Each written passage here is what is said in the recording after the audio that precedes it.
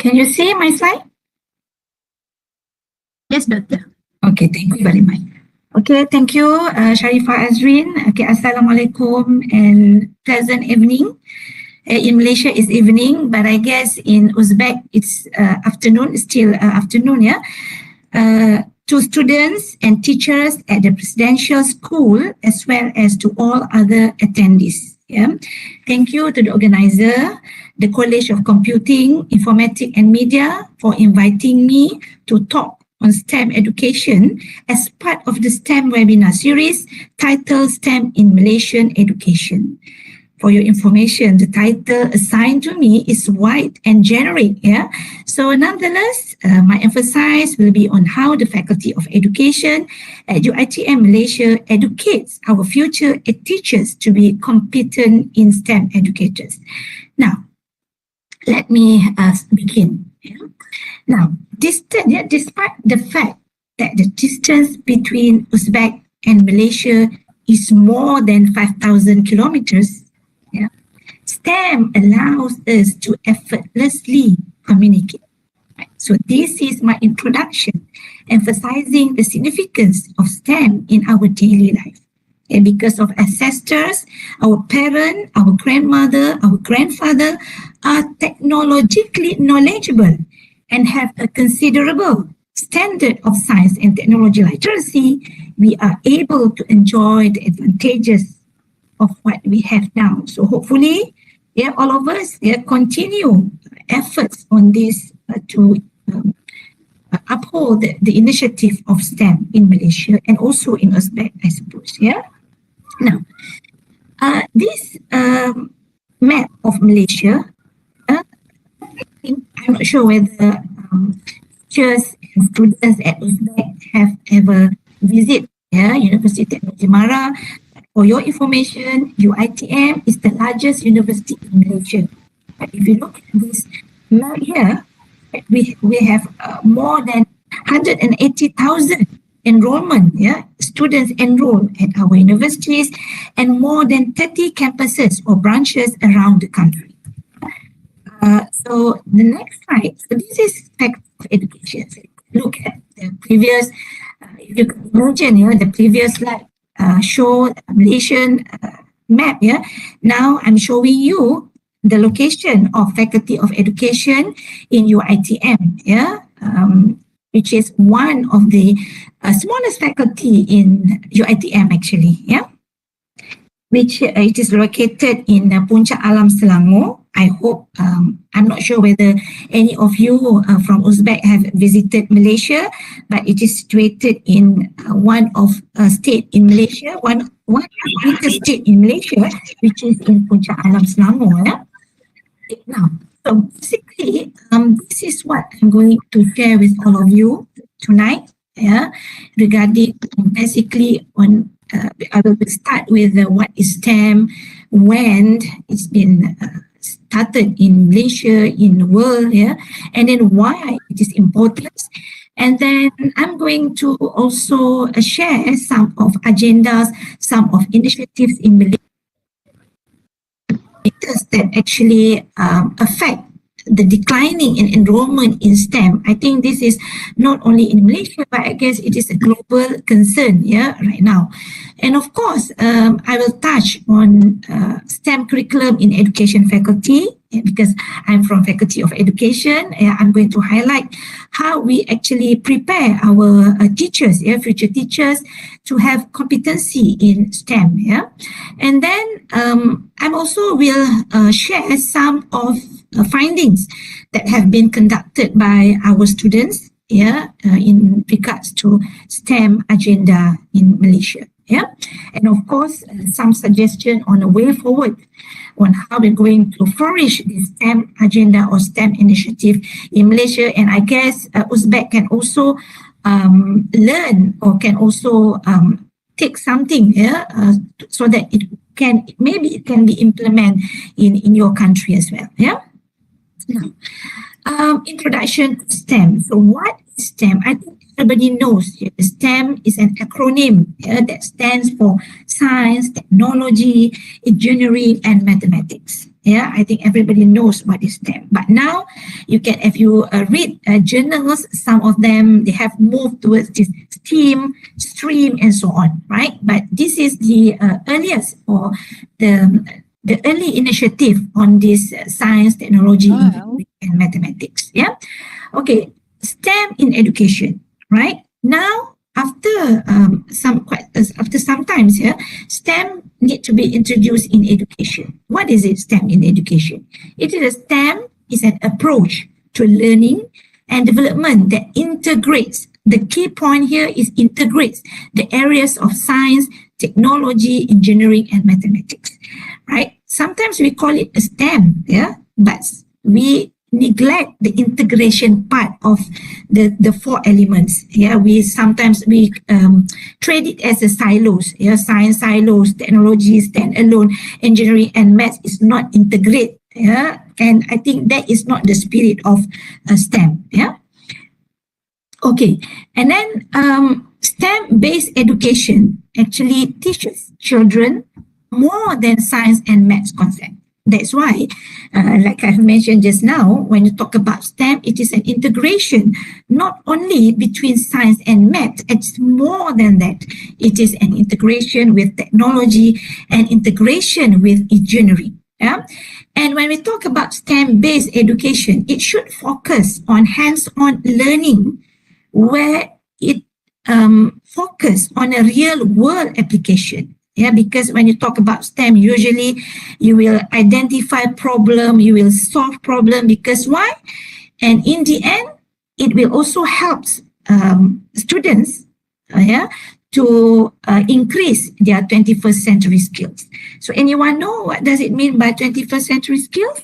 Yeah, in 21st century skills are among which is for example, like communication, problem solving skills, what else?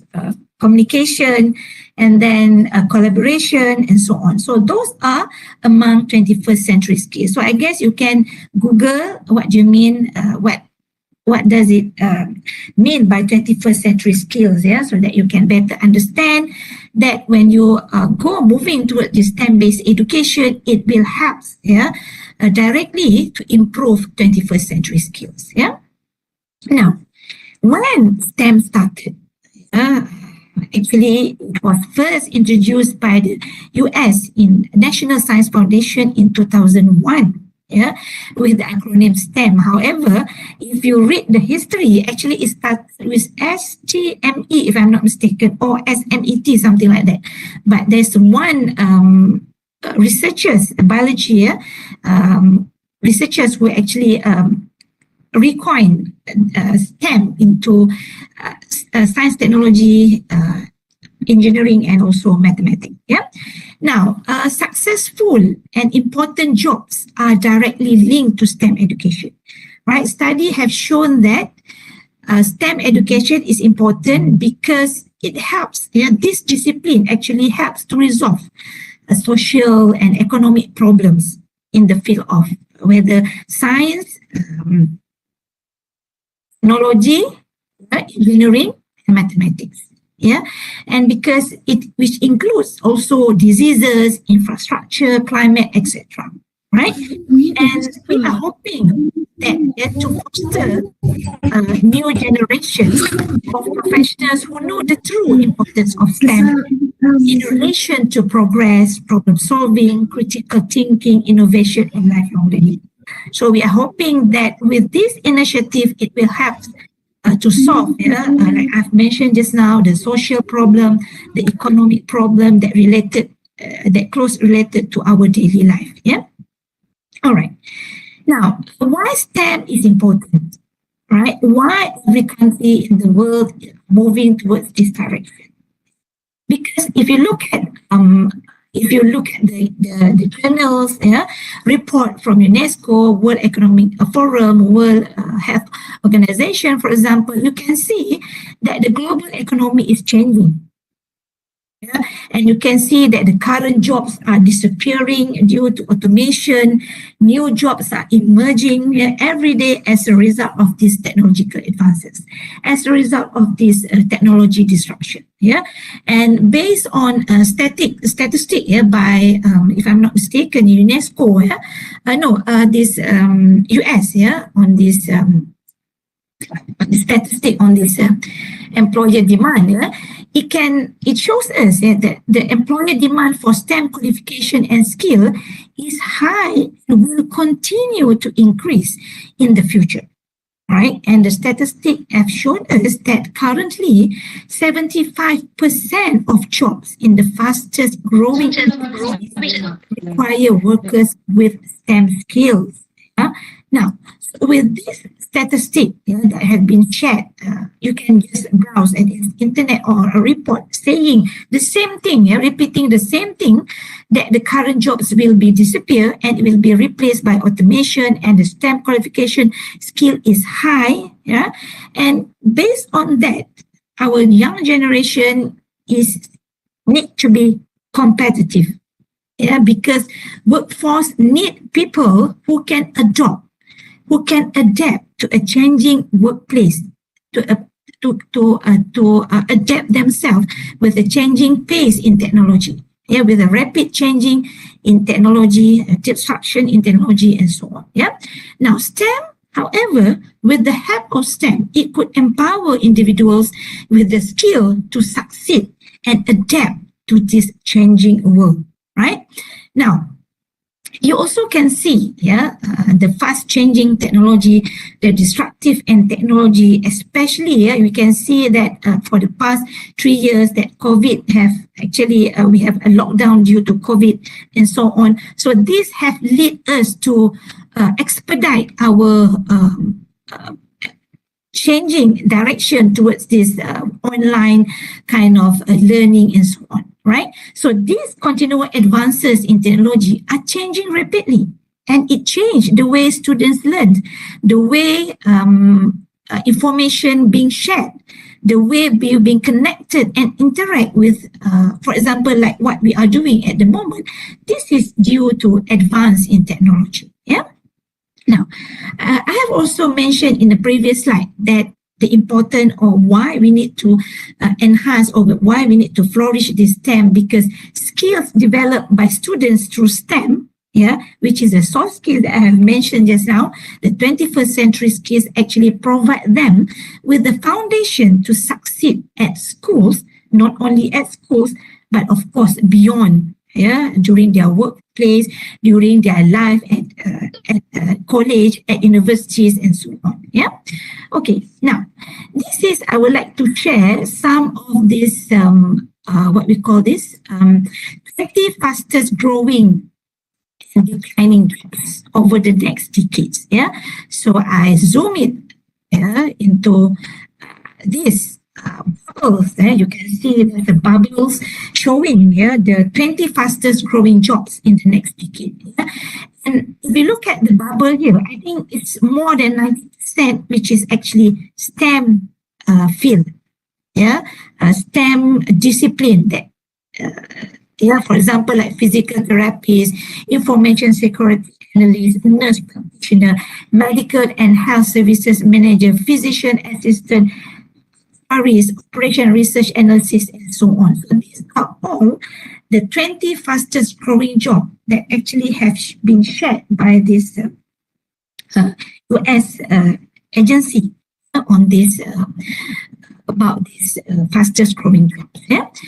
Now, you already know what is STEM, why, when it started.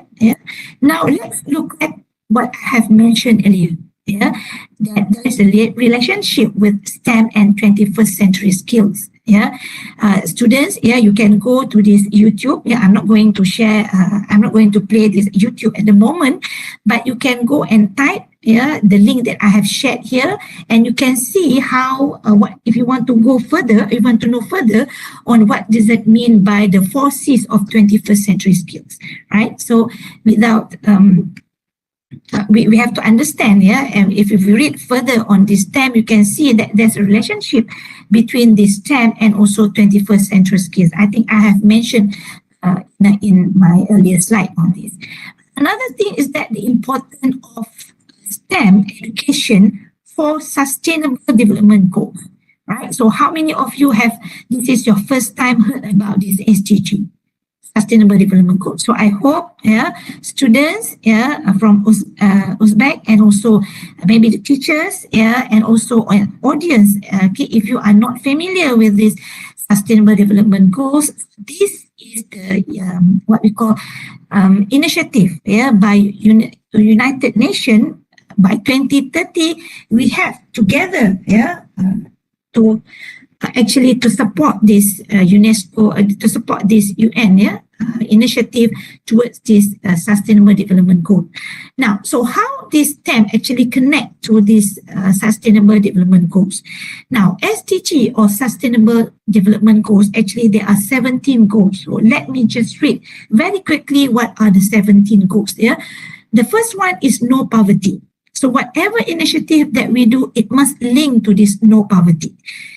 Zero hunger, good health and well-being, the quality education, gender equality, clean water and sanitation, affordable and clean energy, decent work and economic growth, industry, innovation and infrastructure, reduce inequality, sustainable cities and communities, responsible consumption and production, climate action, life below water, life on land, peace and justice, strong institutions, and the last one is partnership to achieve the goal. Now, by looking at all these SDG 17 goals, how it connect with STEM education. Now, on the right, I've shared with you there are the 3 actually initiative or project that actually related to SDG. The first one is agriculture, modern agriculture industry. Maybe through vertical farming, maybe the use of drone to monitor, to monitor or to detect some the needs to fertilization, water, and so on. So this actually initiative or this project would actually link to SDG 2, which is zero hunger. Now, so this is how the project or the initiative by STEM initiative or STEM project can actually be linked or mapped to Sustainable Development Goal. Because this is the agenda to make the world as a better live for all of us. Now, the second project or the second initiative is the fashion industry. Everyone knows that fashion industry is actually contributing greatly to environmental degradation, because of the material waste, water pollution, But one of these company, Vega Bella Swim, has actually come up with a solution, where they come up with a swimwear brand which uses 100% recycled materials, which is from 100% plastic-free biodegradable. So this actually initiative can help to uphold this SDG 6, clean water, SDG 13, climate action, SDG 14, life below water, etc. So a lot of SDG or how we can make world as a place, a better place for us to live is by looking at this initiative and how we can link it to Sustainable Development Goal. Another thing is that I think we have experienced this situation for the past, for the last 3 years, science, technology and innovation, how this effort to address COVID-19, right? So this actually can be, can enhance or can be mapped to Sustainable Development Goal number 3, which is good health and well-being, All right. Now, actually, when people already aware a long time ago about this STEM initiative, right? So I share some of initiatives from other countries. For example, the one that I have shared earlier on the concern, actually every country shared almost the same concern. For example, like this is a Department of Education from Australia, why STEM matters, because they are aware in the next 15 years what will be happen to the routine manual jobs will be replaced by automation, and they know that some jobs that the current job will be transformed and new job will be created, and they know that they need to prepare their country, their generation with so that they have this competency. Yeah, they have these skills, they have this STEM knowledge, they have these STEM skills, so that they can work, they can enter the workforce with the proper skill set, so that they can survive in an enchanted world that actually related to STEM agenda. Right. And I also share with you here some actually, like I've mentioned earlier, that every country in the world that actually looking towards this STEM agenda, STEM initiative, and so on. So if you look at this, STEM education Australia, STEM education Hong Kong, STEM education India, and so on, right? So people are actually aware of this, the importance of this STEM, the importance of our generation to have this STEM knowledge, competency in order for us to relevant in the future.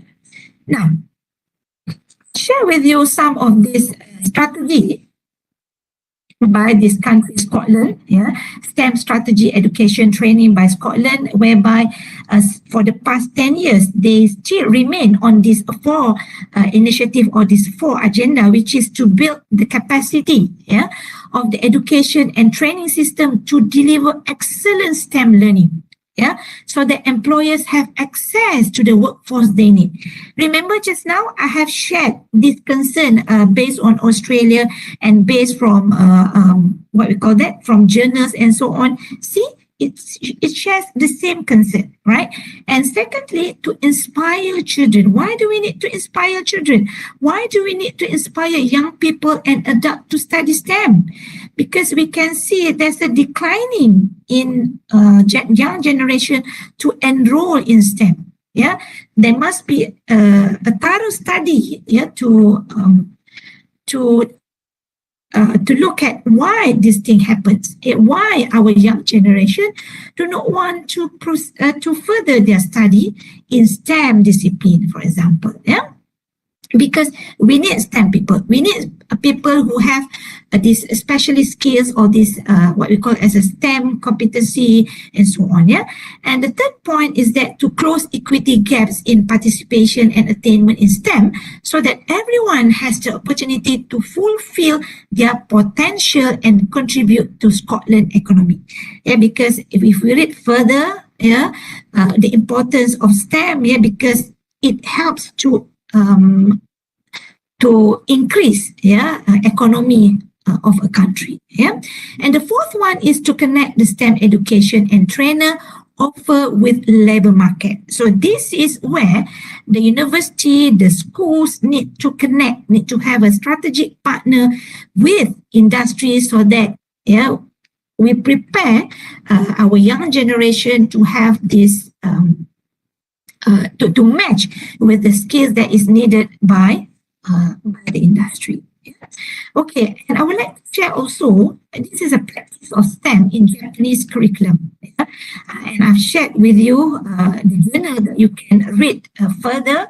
And this is where they actually, if you still remember, when I talk about this, when I share about this, the definition of STEM, where the integration of science, technology, engineering, and mathematics. So this is where this paper highlight on this practice of STEM in Japanese curriculum, where they encourage their students to have this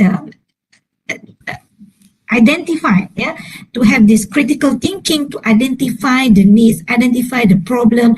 This is where they build in the science, technology, and maths together with the engineering as an activity. So basically, this is what we call, and some people call it as a design based model, and some people, and these people actually integrate this with the design thinking process. The two models that have been integrated to come up with this model, yeah, in Japanese curriculum. You can read further, yeah. Now, so this is to enhance the relationship between the engineering design, the process and science, and also technology and mathematics. Yeah, we cannot separate the four things, the four concepts, in order for us to what we call that to solve problems, community problems and so on. Yeah, and with that, it will call STEM agenda and so on. Yeah. Now, let's look at STEM agenda or STEM education in Malaysia. Yeah, so STEM, technology, engineering, maths or STEM education in Malaysia received attention since 2010. Yeah, I think it's around that year. Now, based on that, from that moment, the Ministry of Education, initiative in Malaysian Education Blueprint has been introduced this in Malaysian Education Blueprint 2013-2025. Yeah, and if you look at this Malaysian Education Blueprint, there's several shifts. Yeah, and I would like to focus on this 11th shift. Yeah, there's 11 shift, and the first shift is to provide equal access quality education of an international standard, whereby we would like to strengthen STEM education as one of the initiatives in Malaysian Education Blueprint. How to help this STEM agenda to strengthen the quality of STEM education through an enhanced curriculum. The testing and training of teachers, not only the curriculum, but of course we have to train these teachers. So that is the role of my faculty of education, to train our teachers, to train our educators so that they have these STEM competencies. And of course, the use of blended learning, the use of technology and so on.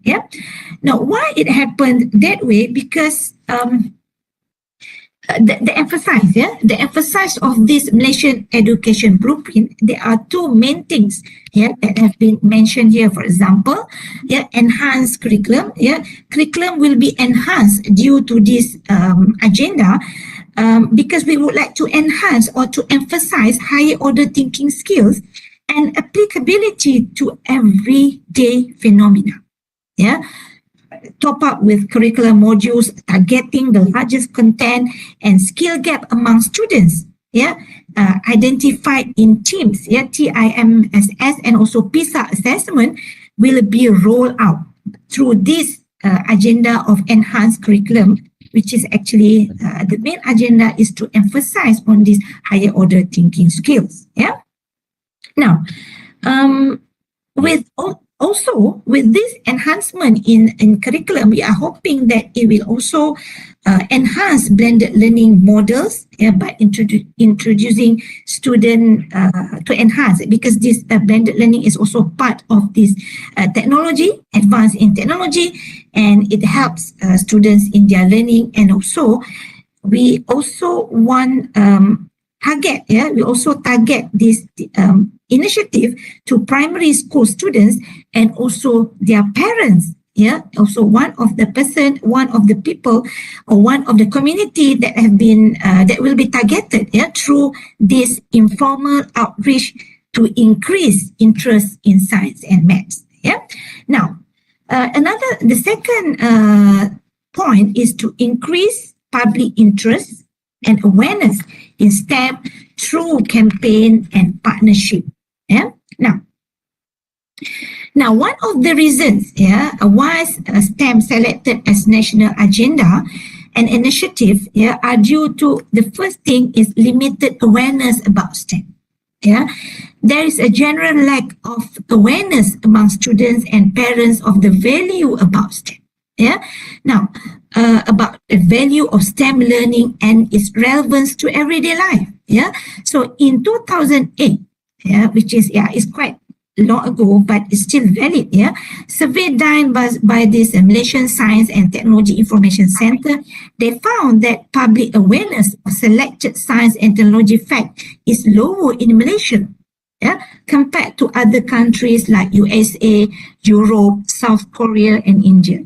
Right. So since then, roundtable dialogue discussion has been carried out. To discuss on this Malaysian public, how they reflect or the lack of the awareness about these STEM-related career opportunities. Secondly, the reason why the STEM agenda is selected as national agenda is STEM perceived as a difficult subject. Yeah, there's a perception among students and parents that STEM is harder compared to other subjects like arts. To excel in. So this result that students opting for art stream instead of science stream. So teachers and school administrators must play their role. In order to so that the students at school, especially at secondary schools, go into this enroll in a STEM stream. Now the third point is that some people say that the content heavy curriculum. They said that the STEM, current STEM curriculum places greater emphasis on content at the expense of practical aspect and does not sufficiently emphasize on its relevance to everyday life. That's why I have mentioned earlier that some people, when you talk about STEM, they teach STEM separately. There is no integration happen between the science, the technology, the engineering, and also mathematics. And another thing is that inconsistent quality of teaching and learning. Teaching and learning is very important, because by using the right teaching and learning approach, it will enhance students' interest in STEM. Another thing is that most probably due to limited and outdated infrastructure that we have. Because currently 20% of schools have science labs that are damaged and no longer functional. Some schools are lack of modern equipment and facilities.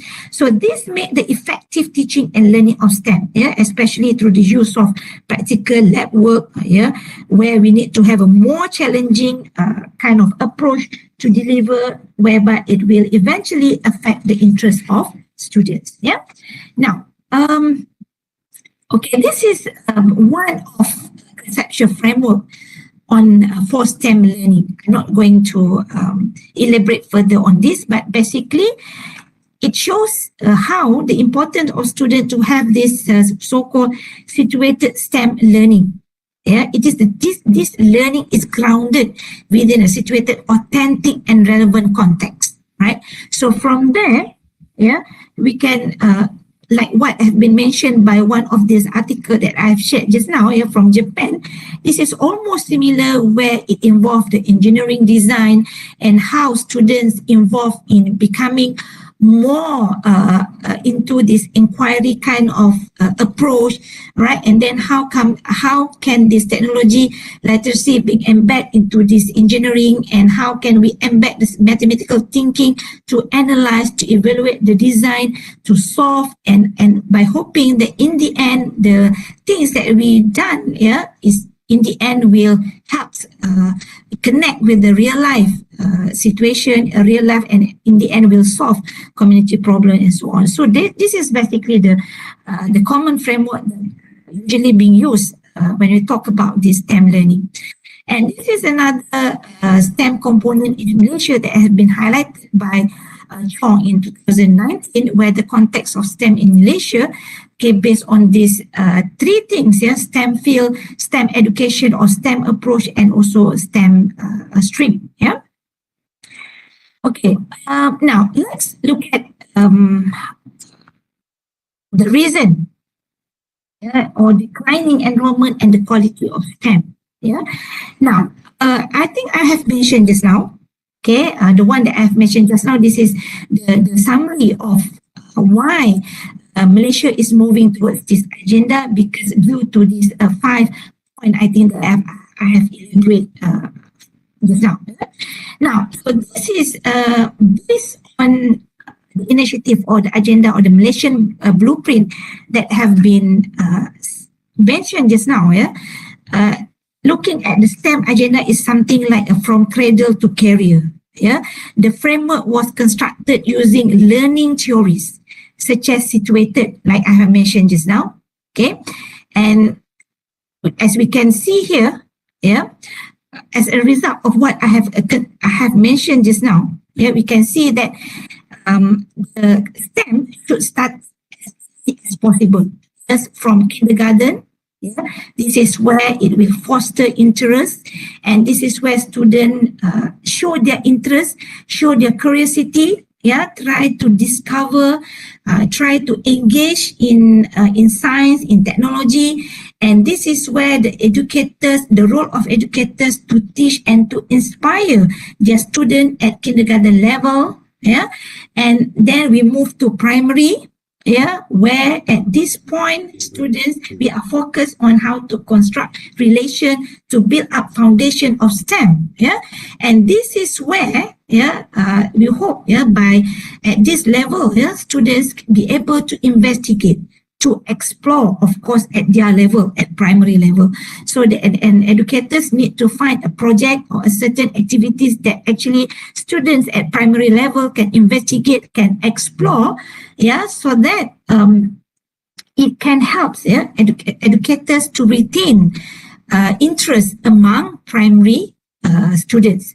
And then it moved to lower secondary, where learn to master STEM skills. This is where the students try to analyze global issues and try to generate solutions at their level. And this is also where the educators try to improve, try to develop learning STEM, try to come up with a different approach, because now they are tackling different kind of cohort, different kind of generation, different kind of learners, right? So these are among what we call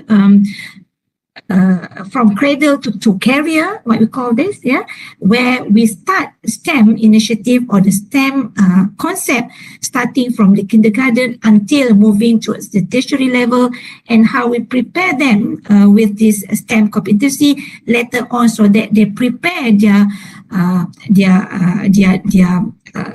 knowledge and also competency to meet the demand of our industry there. Now, this is, I'm not going to show the YouTube, you can copy this link. Later on, you can look at this video. I just share some of the examples of other parties, not only schools, not only Ministry of Education that actually concentrate or focus on this STEM, but other parties, other NGO parties, agencies, industries, right? So we can see that 533M is one of the center, one of the academy, private academy that actually uphold this STEM. And because why? Because they want to increase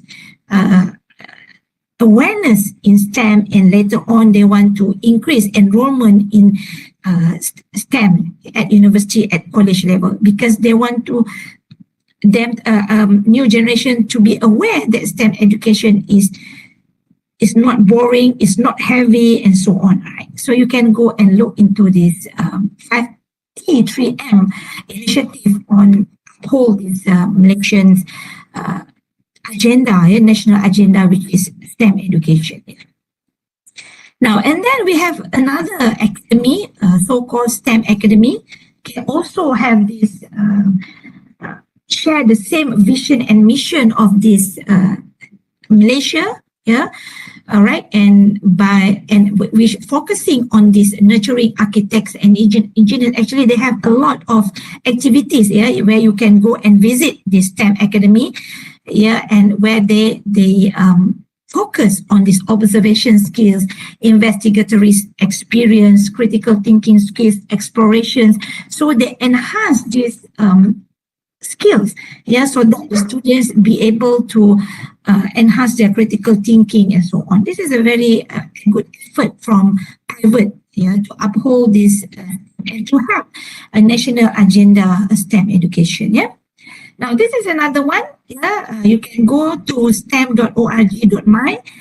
This is also to have national agenda. Malaysia's online STEM digital community and outreach. This is one of their tagline in their website. Is you can go and take a look at this stem.org.my, where they have a lot of activities on this STEM agenda that you can replicate, that you can go and carry the same activities in your schools, in your institution, in your college, and so on. Now, I would like to share examples of STEM activities in Malaysian schools. There's actually because of this Malaysian education blueprint. Because everyone in schools, everybody need to moving towards the same direction, vision and mission. So actually all schools in Malaysia are moving toward the same directions. They have actually a lot of these STEM activities. I don't have a time to share all, and I've selected only a few example of STEM activities in Malaysian school. So this is one of this is very near to our faculty, just like not even like 2 kilometers away from our faculty. The secondary school Sarjana Utama, located in Sarjana Utama in Selangor, right? Where they come up with a gift, something that you can go give, that you can this is from this is something like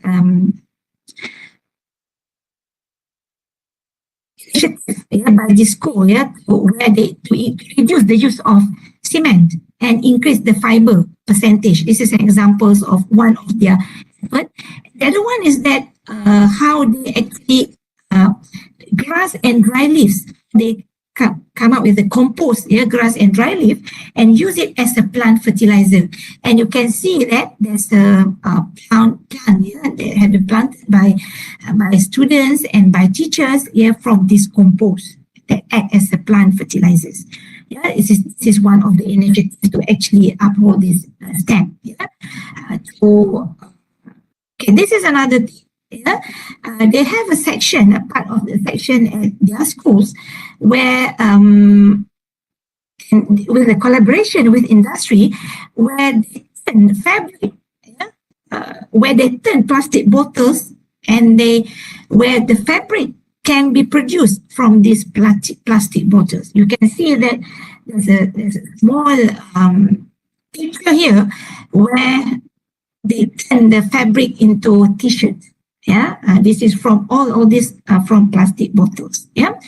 Now, and this is another initiative from other schools where they create smart lamp from recycled bottle paper board using Arduino and IoT technology. I hope you know the function of Arduino and also Internet of Things technology, where they use a sensor and voice command to on and off the light. Right? This is a primary school, This is not secondary school. This is at a primary school's level. And some of these, they use bottles, for green technology and also energy saving. This is another examples of how Adidas turns plastic bottles into shoes. Let us watch this YouTube together.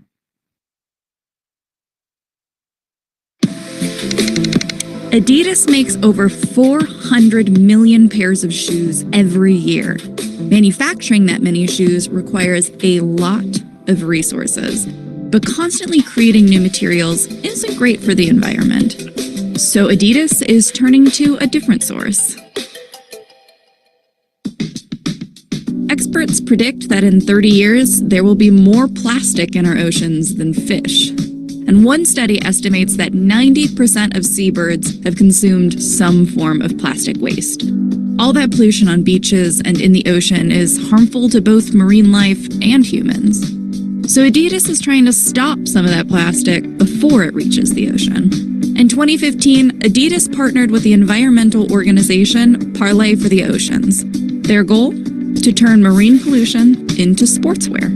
And they've made huge progress. In 2019, Adidas expects to make 11 million pairs of shoes with recycled ocean plastic. That's more than double what it made in 2018. Adidas says the partnership has prevented 2,810 tons of plastic from reaching the oceans. But how are these shoes made? It all starts at the beach. Parley and its partners collect trash from coastal areas like the Maldives. The waste is then sorted, and the recovered plastic is sent to an Adidas processing plant. Adidas uses plastic bottles that contain polyethylene terephthalate, or PET. And if it's something Adidas can't use, like caps and rings, those get sent to normal recycling facilities. The processing plant crushes, washes, and dehydrates the waste, leaving nothing but small plastic flakes. The flakes are heated, dried, and cooled, then cut into small resin pellets. Normally, polyester is made from petroleum, but Adidas melts these pellets to create a filament, which is spun into what they call ocean plastic, a form of polyester yarn. Adidas uses ocean plastic to form the upper parts of shoes and clothing like jerseys. Each item in the Parley collection is made from at least 75% intercepted marine trash. And they still meet the same performance and comfort standards of Adidas's other shoes. Recycled polyester uses less water and fewer chemicals and helps prevent plastic pollution. Adidas' goal is to replace all virgin polyester with recycled polyester by 2024. Currently, more than 40% of Adidas apparel uses recycled polyester. You may have seen Adidas recycled sportswear without even noticing it.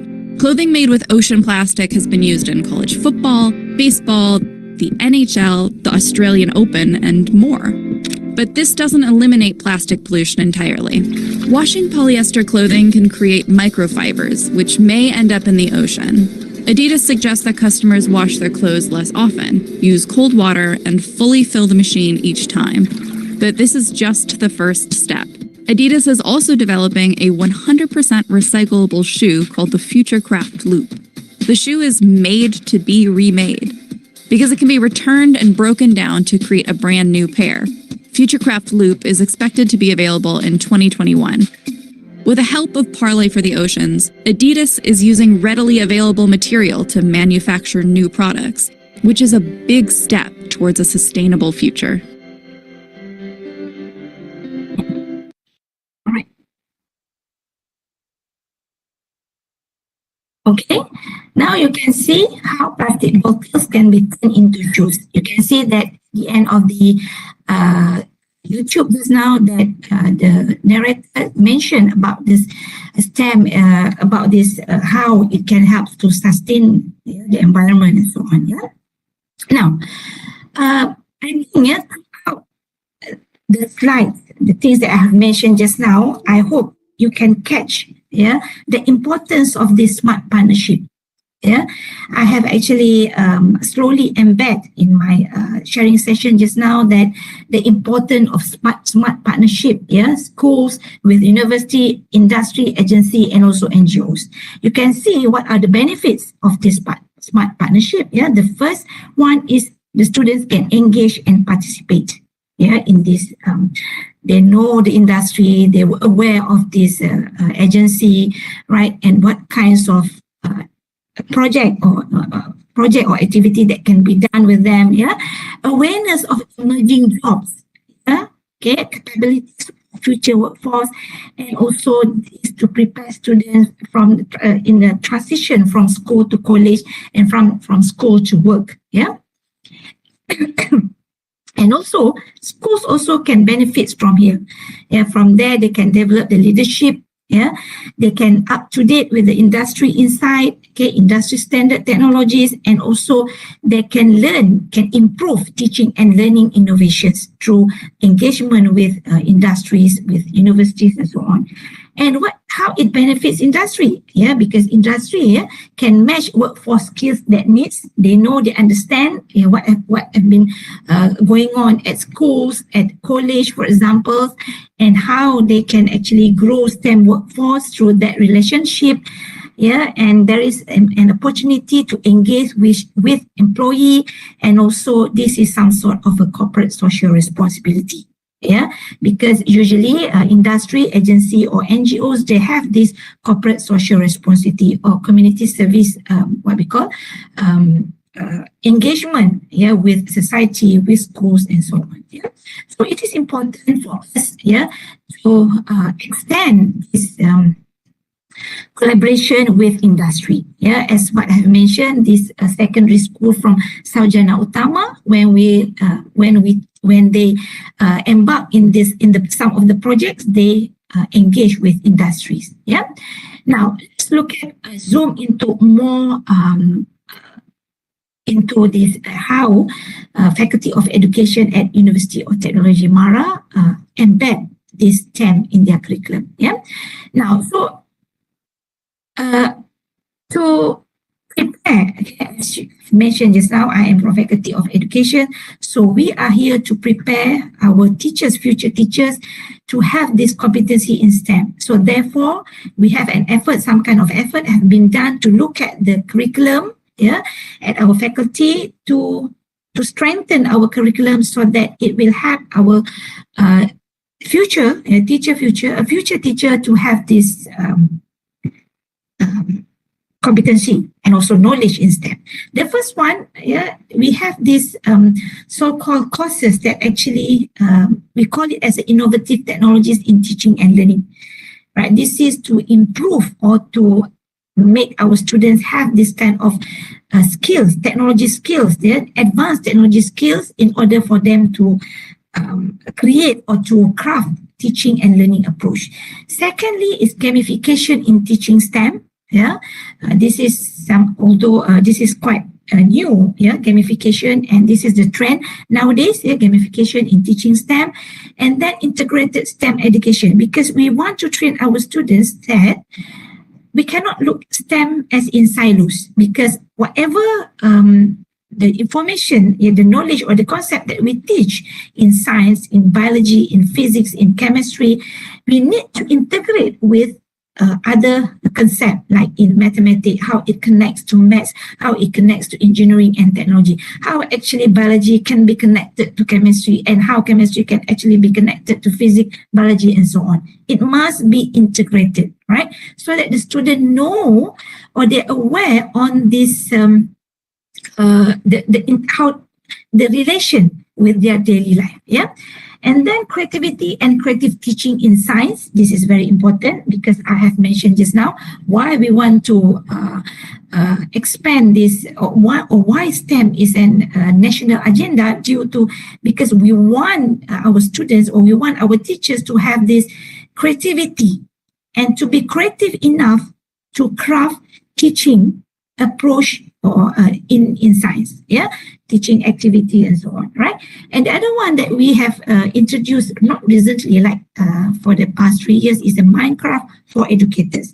How they use this Minecraft, I'm sure students, yeah, I'm sure you know what is Minecraft, yeah. So we want this Minecraft, okay, our students to use this as part of education tools. So this is one of the courses that we have created. And the other one is that to strengthen content and hands-on experience, rather than just looking or just looking at the content, the heavy content, the concept, and so on.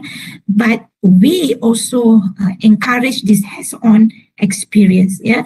And of course, with the collaborative teaching with relevant industries and so on. So this is what we moving in the direction that we have moved to what we call that, to improve the STEM curriculum in our faculty. All right. Now this is a strategic partners. Like I have mentioned, the implementation of these strategic partners. Yeah, we partner with industry. Yeah, like I have listed here, Zoo Design Autotronic is an industry, Saspadi Lego, and also National Planetarium. And not only that, not only with industry, we also have this kind of a matching grant with Universities of Negeri Semarang, Indonesia, and also inter-faculty experts with College of Engineering, for example, and also inter-university experts with joining matching grant on STEM per se with Universiti Teknologi Malaysia, UTM. Yeah, so these are among our collaborators that we think that could help to flourish STEM agenda at our faculty. Yeah. Now, not only that, but we also encourage our educators, to apply for grant. So these are among the grants that have been obtained by our educators, by our researchers at the faculty, and by hoping that by getting this grant, a lot of research related to STEM can be published, the information can be disseminated to others, and we can together, move into the same direction. Towards this national agenda, STEM as our national agenda. Yeah, so we can see that we connect this grant with planetarium, for example, and also AI-based education. And how can this interactive science educational board game, using this augmented reality can enhance, can promote interest, can promote cognitive development. And also the importance of this STEM,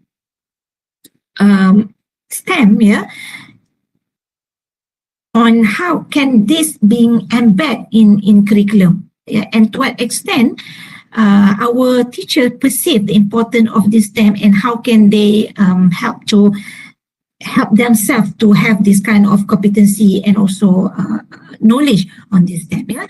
So this is some kind of activities that have been carried on at our faculty. I think this is during the pandemic where we have this webinar session with a national planetarium, as one of activity to increase awareness on these STEM activities and so on. Okay, and this is another activities.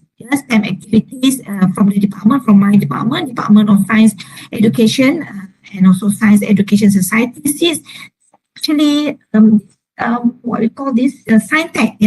This Science Education Technology Festival actually being is one of the signature activities that have been carried out at our faculty to actually increase awareness and also interest in STEM education. Now, these are examples of our teachers, our future teachers, where they come up with a module, teaching module, method module from Minecraft. I have actually mentioned just now, Minecraft is one of our course, STEM courses in our curriculum. And the other one is that this is one of students' project, solar boat. How they actually, from the concept that they learn in physics, how they conceptualize, through circuits, using circuit to maximize voltage, where they have this multiple trial and error for them to come up with a good solar boat that can have a good acceleration, for example, and how they testing the testing procedure and so on to come up with a good solar boat, because they have this competition among them to come up with a solar boat to have a certain criteria. And this is also to create interest and to equip our future teacher to have a skills to develop this teaching modules, to develop this model, so that in the future when they go to schools, they can create this and to increase STEM among secondary schools. That is our hope. And of course, when we talk about STEM, this is also important at teaching aids, because didactic teaching alone is not going to increase their interest. It's not going to make students stay longer, right? Okay, right? Listen to us, listen to lecturers or teachers just with didactic approach, right? So by using teaching aids, it will help. It will help students to focus. It will help students to concentrate on what as teacher have been shared by teacher. This is another examples of teaching tools that have been created, developed by our teachers, students, human body organs and so on. Now, based on one of these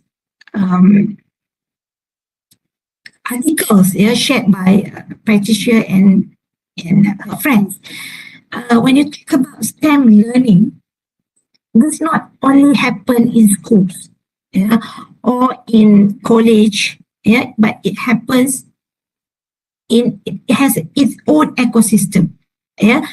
STEM learning ecosystem model that have been proposed by Patricia, where this is we need to say that encourage STEM is not only, you cannot only depend on the schools, but it also at home, community, after school, where it interconnected with other environment in higher education, in libraries, science centers and museum. Therefore, as I have mentioned just now, that is why there's a private that take this initiative to uphold this center, academy, to help this, to help nation, to help in Malaysia to go into this agenda, to support this agenda. Okay, now the main objective of initiatives that I have mentioned just now. The first one why is it important?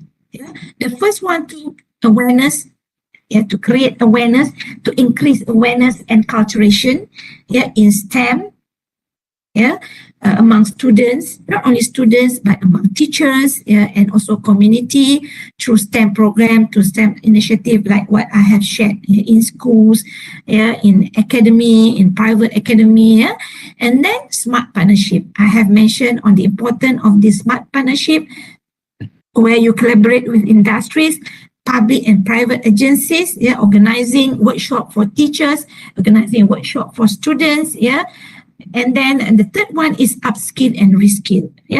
Not only that, our project or our initiative is not only to help students, but also to help our educators, by sharpen teachers' knowledge, educators' knowledge and skills. This is what we call as an upskill and reskill in teaching STEM related subject. You can see that just now we had a session with industry, where industry come and teach us on how to come up with this model, how to use this Arduino, how to use this software, new software and so on. Why? Because hoping, with all the three initiatives, it hopes that eventually it will stimulate students' interest in STEM, not only through formal learning, but also through informal learning or informal approach. Now, I would like to share finding STEM research that has been conducted by our students, pre-service teacher readiness. If you look at this research, this is an explanatory sequential mixed method study, to 40 trainee, where the objective is to investigate trainee teachers' attitude in terms of its value and feasibility towards STEM education. And secondly, to identify their readiness in the area of subject matter knowledge or pedagogical content knowledge, PCK, to integrate STEM. Because this is important, because when they go to school, they have to have this knowledge, they have to have this competency before they can construct, they can craft STEM-related teaching approach. So based on this research, the finding is that yes, they have this positive attitude towards integrated STEM education. However,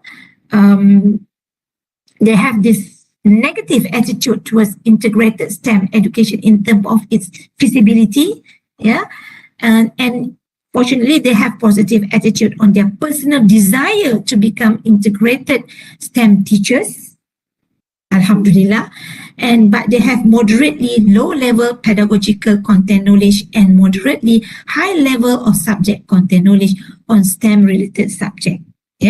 So this is based on this finding. This is where we go and look at our curriculum, look at the way we teach them, look at the way we conducted our activities, STEM related and so on, right? So because we know if we don't do such a thing, and if there is no initiative being carried out, so obviously the agenda, we would achieve the Malaysian agenda that has been mentioned in Malaysian education blueprint. So this is a second research, a total of 100 university students that actually participated in this study, various and we actually, this study involved various non-science discipline. But in their secondary schools, they are from STEM stream, during their high secondary schools. Now, so we asked them, what are the factors that actually contribute to former STEM students choosing a different field when they go to higher level education? And secondly, what is the impact of decline of STEM students towards economic growth? Right. So, and our finding shows that the three main factors that actually contribute to why former STEM students choose different paths to non-science discipline.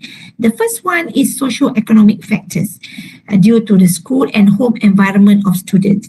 I'm not sure, because we maybe the school is not supporting. Because we don't do that thorough study on that, the reason why, and maybe the home environment is not support this STEM agenda, or maybe then the secondly is the interest and engagement, students' attitude towards STEM education, and the last one is the career choice. Students' working field, because maybe due to the parents' work is different, it's not in the STEM field and so on. So that is among the factors that why they change pathway to non-science discipline, right?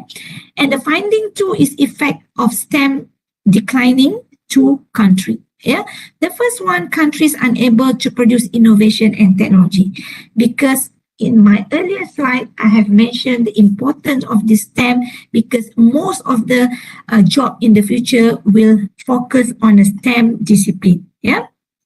Okay. Secondly, countries lack labor market performance. Obviously, because if STEM, if universities or college students, there's a declining in STEM in each institution or in many parts of the world, for example, and of course there is no labor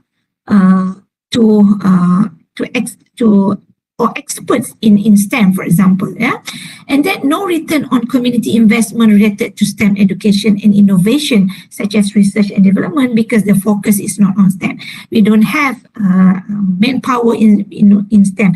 We don't have expert in STEM, and eventually it will affect the economy of a country. Now, way forward, what can we do?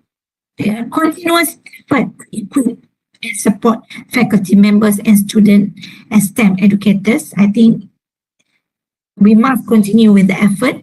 And secondly, support in terms of curriculum. This is to reflect what our faculty need to do, based on what the finding that we have actually obtained, to support in terms of curriculum, the content, the pedagogy, the facilities, skill and reskill, and of course we need to extend our collaboration with industries, and of course we have to relook at the STEM related activities that we have carried out previously. And of course, we need to strengthen our STEM research interest group, which consists of members from different fields related to STEM. This is actually, it goes back to research grants and publication. And then create change agent or influencer with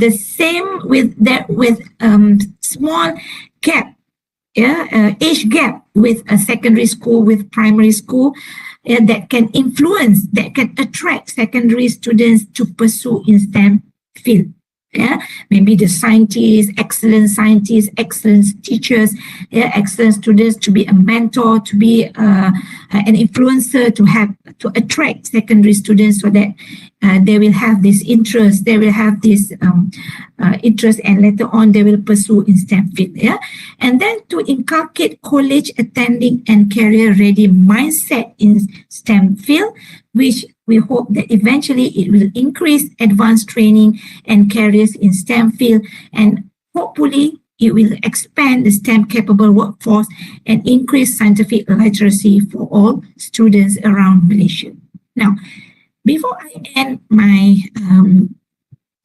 my sharing session, let's watch this video.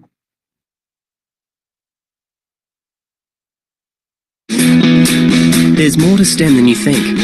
It's everywhere around you, in everything you do, in every new idea.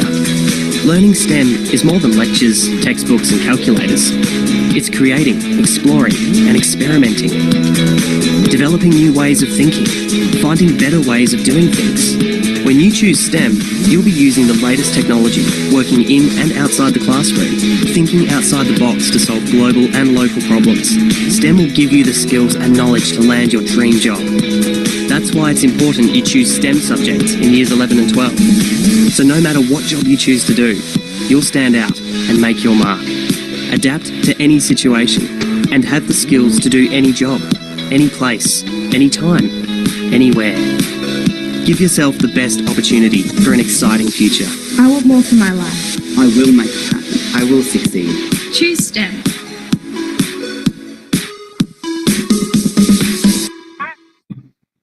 All right, these are examples of video. Okay, initiative of Department of Education in Western Australia to help their young generation to have this interest and love in STEM, right? So I guess that's it from me.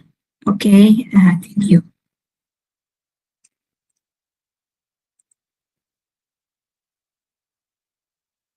Thank you, Dr. Ruzaina, for an interesting talk and your valuable insight.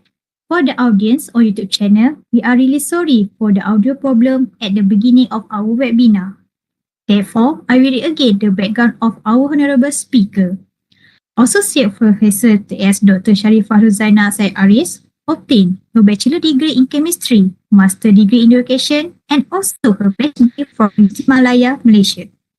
For ladies and gentlemen information, Dr. Ruzaina has over 25 years of teaching experience and currently holds the position of Dean of the Faculty of Education, UiTM Malaysia. She is often invited as a guest speaker related to the STEM education. Her latest talk was in May 2022 at the Faculty of Mathematics and Natural Science, Universiti Negeri Semarang, Indonesia, with the title Innovative Technology Integration on STEM Education. Now, Dr. Ruzaina will answer some questions that were sent to us during the talk. As a reminder, you can still submit questions through the Webex channel panel or through the comment section in YouTube. We have the question from the audience. First question is from Mr. or Mrs. Adijan. Dr. Anna, what has Malaysia achieved in science and economy because of the high quality system education? Again, what's the question? Sorry, can we speak again? Doctor, what has Malaysia achieved in science and economy because of high quality system education? Okay, I think I'm not the right person to answer this because it's involved economy, Malaysia and so on. But I think Malaysia, when compared to other countries, other countries, for example, like what I have mentioned, like for Europe country, UK, US, they are more in terms of economy due to this STEM workforce and so on. But now, because of this, Malaysia is moving, like I've mentioned just now, due to this awareness, due to this awareness and the importance of us to have this workforce in STEM area, in STEM field, that's why we embed in this initiative, and that's why Malaysia put this STEM as the main agenda to uphold this STEM, so that in the future we have a better economy due to this achievement in STEM. And also, not recently, we can see that the trend is moving towards this TVET, vocational education, because this is also one part of the agenda to uphold this STEM initiative in Malaysia. Yeah. Okay, the second question from Miss Nadira. Does the UiTM Faculty of Education has done any STEM collaboration with international organization or institution? Yes, for international organization, not yet. Yeah, this is Faculty of Education. Yeah, but I'm sure other faculties at university, at UiTM, they have. Yeah, they have actually collaborators from international organization. But from Faculty of Education, at the moment, we have connection or collaboration with institution, like I have mentioned just now, with Indonesia and also Filipina. Yeah, right. Okay, next question. From Miss Izati, do you think STEM education can be embarked for kindergarten student or it is too early? Yes, of course, it can be embarked as early as kindergarten students. I think I have mentioned just now from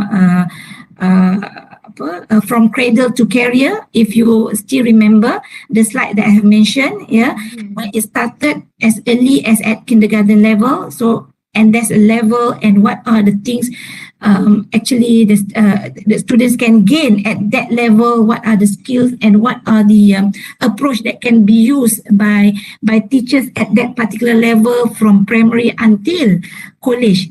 So it's all actually being emphasized in curriculum in Malaysia, about this STEM education.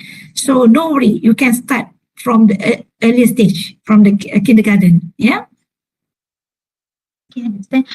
Sorry, Dr. Nomi, there is any question from YouTube channel?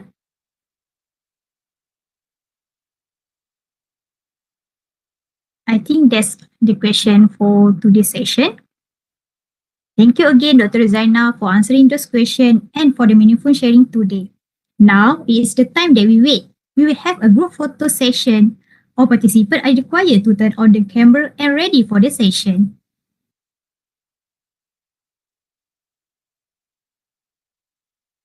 Can everyone turn on the camera, please?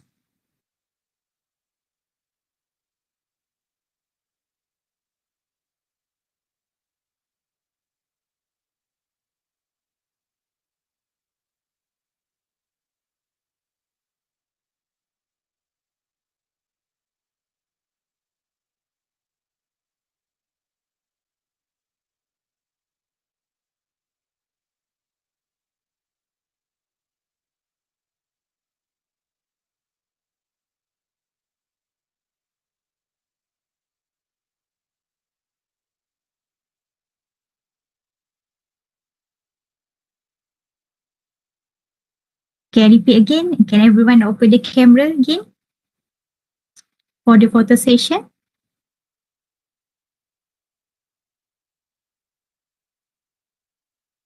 Okay. Everyone smile. 1, 2, 3. Say cheese.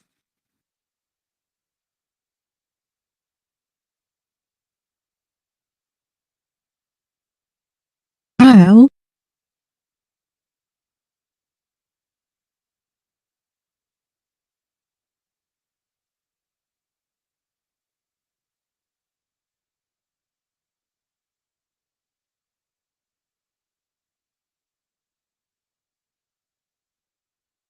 Thank you for all your sweetest smile.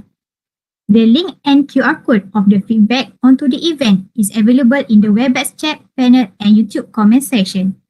Please fill in the feedback form and we would appreciate if you can complete that and provide our feedback for our future improvement. Ladies and gentlemen, very sad that I need to say that we are already come to the end of this webinar. On the behalf of the College of Computing, Informatics and Media, UiTM, I want to thank to our honorable speaker, Associate Professor TS Dr. Sharifah Ruzaina Syed Aris for having with us today. And I also want to thank all of you for attending this webinar. We hope you have learned and enjoyed the presentation. Before I leave this floor, I would like to end this event formally with the phrase, "A good event never ends in the world. There takes only a pause and keep us waiting for the next." So, we look forward to seeing you again in our webinar session that will be updated soon. I think that's over. Goodbye and have a great weekend, everyone. Assalamualaikum warahmatullahi wabarakatuh. Waalaikumsalam. Thank you. Thank you, Doctor. Sama.